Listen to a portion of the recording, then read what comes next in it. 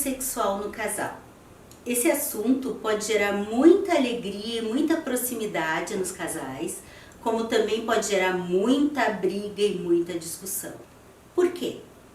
Acontece que cada um de nós tem o seu drive sexual. O que isso quer dizer? Tem a sua quantidade de energia investida na sexualidade, sua quantidade de desejo, ou é gente que tem mais tesão ou menos tesão, menor drive sexual ou maior drive sexual. Depende do que esse drive, essa formação. Cada caso é um. Claro, se a gente for pesquisar, tem que ver na história dessa pessoa, os registros que cada pessoa teve, o que ouvia sobre sexualidade, o que via pai e mãe com uma certa harmonia, ou não é nem só harmonia entre o casal. Tem aqueles casais que são harmônicos, mas que nem se pegam na mão na frente dos filhos. Isso tudo vai passando mensagem para os filhos, que não podem nem beijar na boca, imagina o resto. Filha que quando menstrua não sabe nem o que é aquilo, ainda existe hoje, não tem essa ligação de falar com a mãe, de falar na família. Então tudo isso vai ficando nos nossos registros do que é sexualidade, do quanto se deve investir. Tem algumas pessoas que foram criadas de uma maneira que sexo é tão feio, tão errado, tão pecaminoso, que chegam quase a que ter aversão, ou que simplesmente excluem da sua vida, né? Tem gente que chega a dizer o mal necessário para manter um casamento. Isso não é uma vida sexual saudável. Mas enfim, independente da formação, a gente tem que pensar que hoje no casal está formado, né, um casamento em que cada parceiro tem seu drive sexual, seja mais alto, seja um drive mais baixo. O que isso quer dizer? Maior ou menor desejo sexual. Bom, quando um casal se encontra em que um tem alto drive sexual e o outro também tem alto drive sexual, ótimo! É aquele casal que tem uma vida sexual super ativa e é ótimo para os dois, não interferindo nos afazeres da vida, no trabalho. É aquele casal que tem uma frequência quase que, tem uns que tem diária, que é ótimo. Aí, quando num casal, um parceiro de baixo drive sexual encontra o outro parceiro também com baixo drive sexual, beleza! É aquele casal que os dois investem pouco em sexo, que eles têm outras atividades em comum, têm outros interesses e transam de vez em quando e para eles tá bom. Não tem problema. Não tem nenhum problema desde que esteja bom para o casal. Onde é que dá algum descompasso?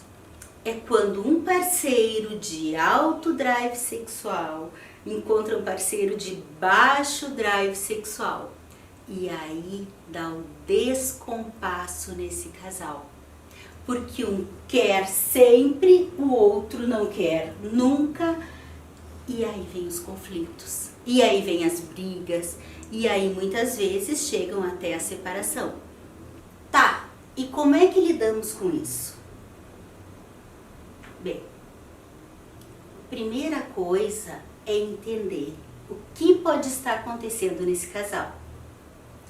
Às vezes, o sexo não é só o sexo, como tantas coisas no casamento.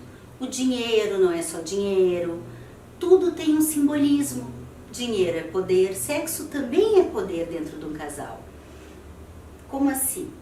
Olha só, a gente estuda situações em que o parceiro de baixo desejo parece aquele parceiro mais passivo em geral na relação. E muitas vezes o parceiro de alto desejo parece ser sempre o mais dominante. Geralmente quem tem desejo sexual é o que tem desejo pela vida, por investir profissionalmente. Só que a gente não se dá conta que às vezes esse parceiro de alto desejo também atropela o parceiro de baixo desejo. Então, nesses casos, né, em que o parceiro de alto desejo acaba tomando decisões pelos dois, às vezes, em algumas situações, o parceiro de baixo desejo pode estar tendo uma voz sexual, que a gente diz. É o jeito dele se manifestar, podendo ter uma certa autonomia. Pelo menos no meu corpo mando eu. Então, se não quero transar, ninguém vai transar. E aí ele acaba sendo o que tem o poder e a voz nessa relação, porque ele está decidindo se vão, se não vão ter relações sexuais, quando vão, como vão. Então, isso é uma das visões que a gente pode ter. Qual é o simbolismo que este sintoma nesse casal está tendo?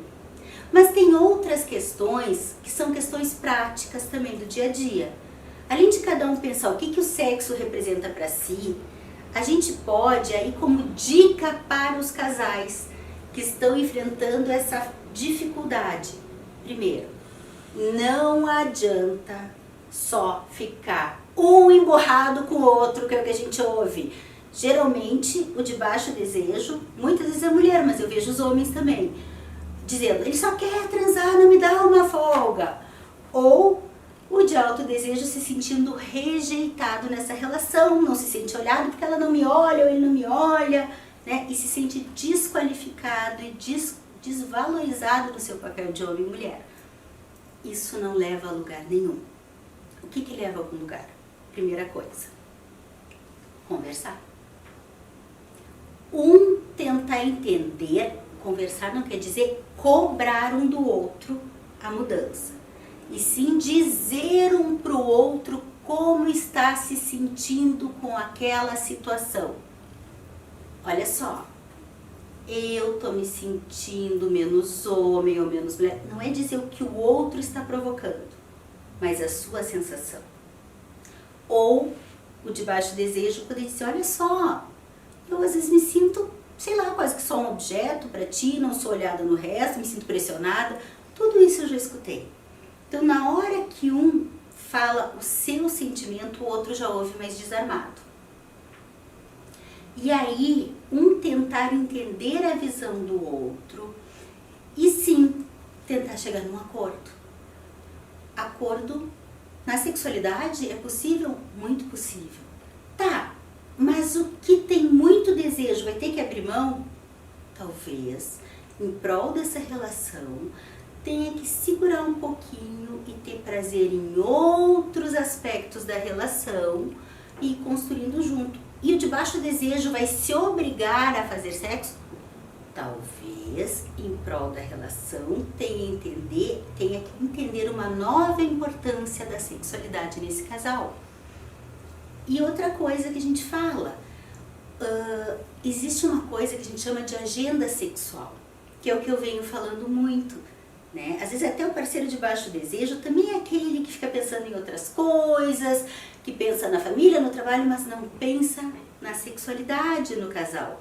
Não erotiza o dia. E esses casais, às vezes, não botam na agenda. Sexo programado, a gente tem horário, né? A gente consegue encaixar na agenda até o trabalho, cuidar de filhos, arrumar a casa, às vezes até em um cineminha. Mas não coloca na agenda transar com o próprio companheiro? Gente, o pessoal leva o sexo muito a sério. E a gente costuma dizer que sexualidade o sexo é uma brincadeira de gente grande. E na hora que as pessoas, isso principalmente para os parceiros de baixo desejo, começarem a olhar de outra maneira, começarem a olhar que sexo é a única coisa que só pode fazer com o seu parceiro e que é o que une, a gente chama que é o bonding, tipo o super bonder, a cola que une os casais. Aí esse parceiro de baixo desejo começa a entender e achar graça, ir para o ato sexual não como uma tarefa, mas ver como é a hora do relaxar deste casal. É a hora de ter essa união entre o casal. Ao mesmo tempo que o parceiro de alto desejo começa a valorizar, não exigir tanto, também não deixar para o outro o sexo como uma tarefa, mas sim como um prazer que os dois podem ter juntos, quando os dois constroem esses momentos. Não por cobrança, mas por construção. Então, por isso eu digo, conversar, sim. Explicar como se sente e colocar na agenda. Até porque se existe uma agenda, se existe uma programação, tanto a parceria com baixo desejo sentiu que ajudou a escolher quando, onde, como, ou seja, ela está nessa autonomia e começa a se preparar para aquele momento, assim como de alto desejo fica menos tenso, sabendo, bom, vai haver essa ligação sexual. É um dos melhores caminhos, uma boa dica para uma tentativa de resgate da sexualidade no casal. Meu nome é Daniela Salgado, sou psicóloga, terapeuta de família e sexóloga.